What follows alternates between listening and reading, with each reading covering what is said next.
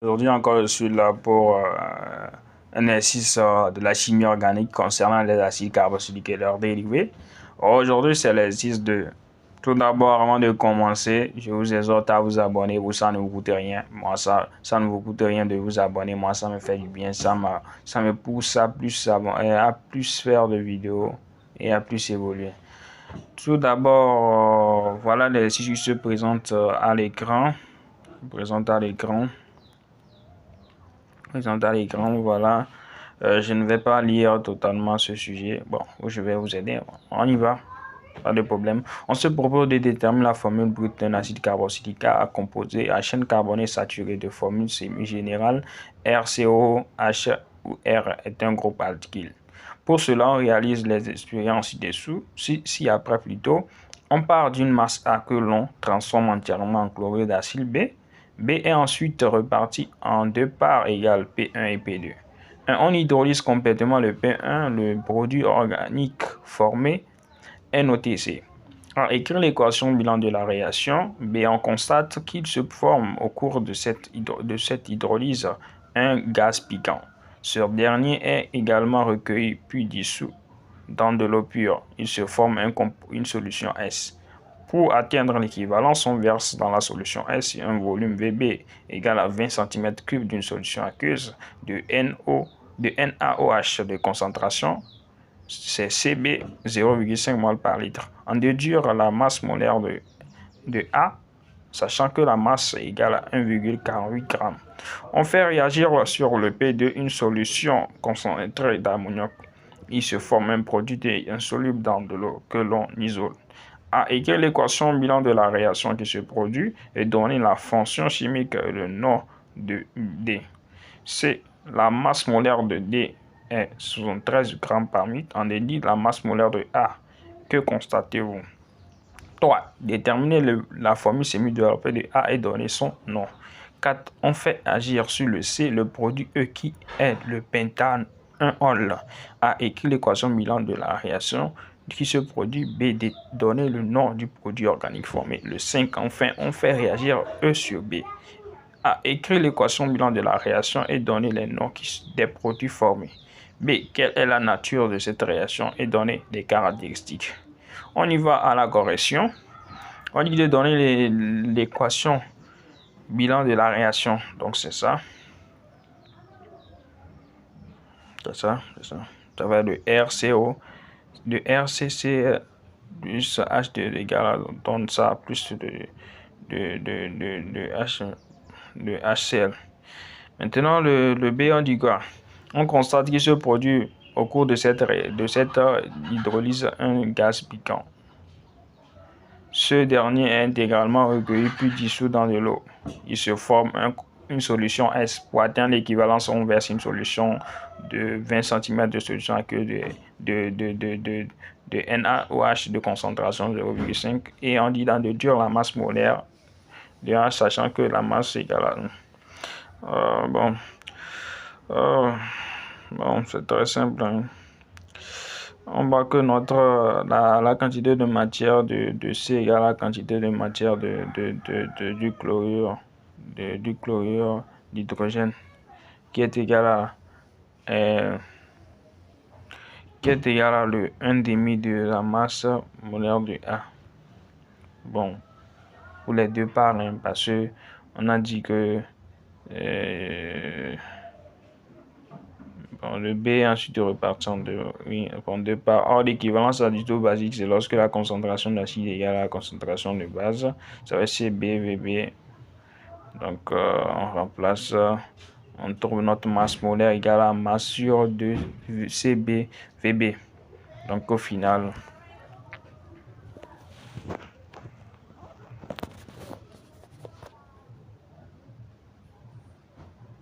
là, c'est ça.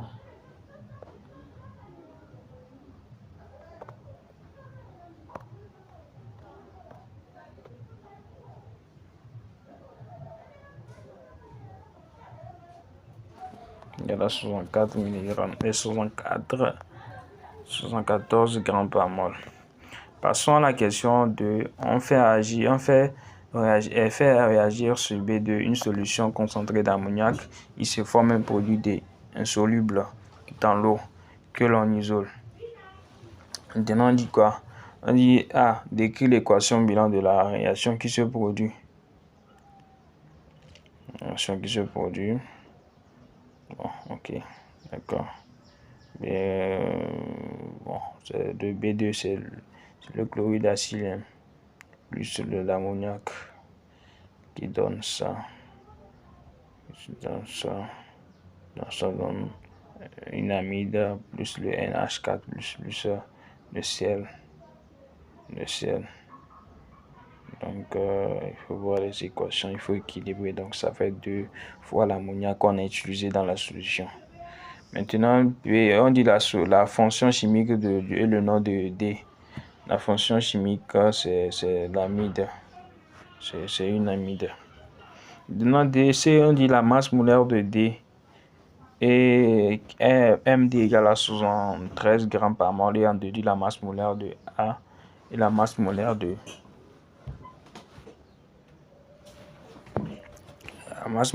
A. Voyons. Bon, pour ne pas... Le D égale à quoi? Le D, c'est ça qui est l'amide. C'est égal à la masse molaire de R. Le R, c'est l'alkyle. Plus le 44. Le 44, c'est le CONH2. Donc, et aussi la masse molaire de A. Ça fait la masse molaire de l'alkyle plus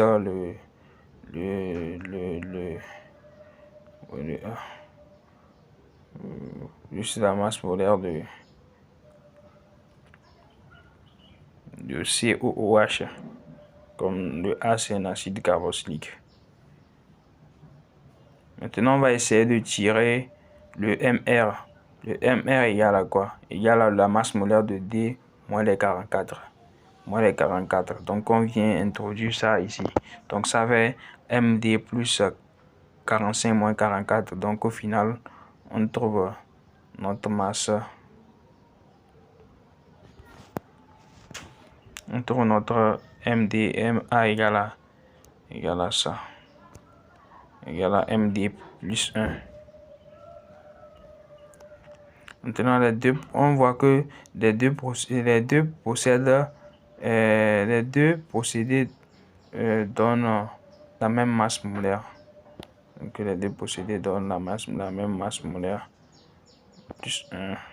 Maintenant, 3, on dit de déterminer la formule semi-développée de A et donner son nom. L'alkyle égale à quoi? L'alkyle égale à CXH, bon, ici on fait CXH2X, si on va avec les X, donc ça donne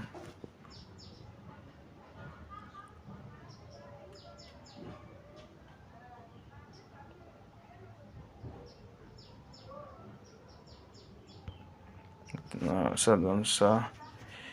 Le X, on détermine connaissant la masse molaire on connaît la masse molaire de A, donc plus la masse molaire de K, on connaît ça, et ça le MD plus 1, donc ça donne les 74 qu'on avait trouvé ici là. C'est la même chose qu'on a trouvé ici. Donc le I c'est égal à 2, donc c'est de l'acide propanoïque. L'acide propanoïque C3H6O2. Maintenant B, on fait agir sur le C le produit E qui est le penta-1-ol et qui l'équation bilan. On fait agir de l'alcool sur l'acide. Donc ça nous donne quoi? Ça donne l'ester plus de l'eau. Maintenant, il est donné le nom du produit formé. C'est du propanoate de pentyle. Le 5 nous dit quoi?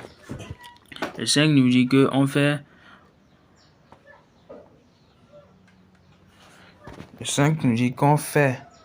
En effet, bon, enfin, on fait réagir le E sur le B. Écrit l'équation bilan de la réaction et donner les noms des produits formés. Le E c'est l'alcool, le B c'est le chlorure d'acide. Donc ça nous donne quoi? Ça nous donne un ester plus le chlorure d'hydrogène. Donc c'est ça, ça nous donne le propanoate de pentyle et le chlorure d'hydrogène. Alors au niveau de B, quelle est la nature de cette réaction et donner les caractéristiques? C'est une réaction indirecte. Donc c'est rapide, total et exothermique.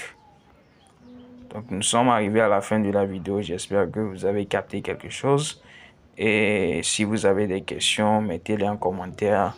Je suis là pour vous répondre. Et n'oubliez pas de vous abonner si vous êtes nouveau. Merci et à la prochaine.